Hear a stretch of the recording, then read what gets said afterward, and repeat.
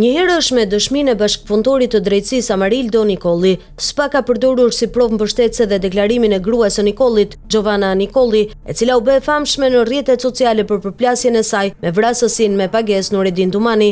Burrë grua kanë mbështetur dëshmitë e tyre të dhëna në SPAK dhe prokurorinë e Vlorës, duke sjellë formimin e një prove të vetme që përputhet dhe me prova të tjera të administruara në dosje. Dëshmia e Giovanna Nikollit zbardhet një ditë pasi gjykata e apelit të posaçëm dënoi me 10 vite burgim Leonard Luzin, me 2 vite 9 muaj bashkëpunëtorin e drejtësisë Amarildo Nikollin dhe me 6 vite 8 muaj Muharrem Koroveshin. Të tre personat, së bashku me personin e shpallur në kërkim Erjo Zeno, në muajin gusht 2023 u mobilizuan për të vrarë kundrejt pagesës mijëra euro Inez Hajrulla dhe Ervis Matodashaj. Vrasja e tyre nuk u arrit të kryej pasi Amarildo Nikolli nuk po arrinte të gjente asnjërin prej objektivave në zonën e ujit të ftohtë në Vlorë, por njëherësh edhe për faktin se Amarildo Nikolli u arrestua gjatë një operacioni të kryer nga agentët e sektorit Fest Albania. Pas arrestimit të Nikollit me armë në brez, policia e Vlorës shoqëroi dhe mori në pyetje gruan e tij, Giovanna Nikolli, e cila ndër të tjera shpjegoi duke konfirmuar thënien e Amarildo Nikollit që kishte pohuar në polici. Unë e njoh Leonard Luzin dhe se në një rast kam dëgjuar një bisedë të Leonardit me Amarildon kur ishte tek shtëpia në Vlorë,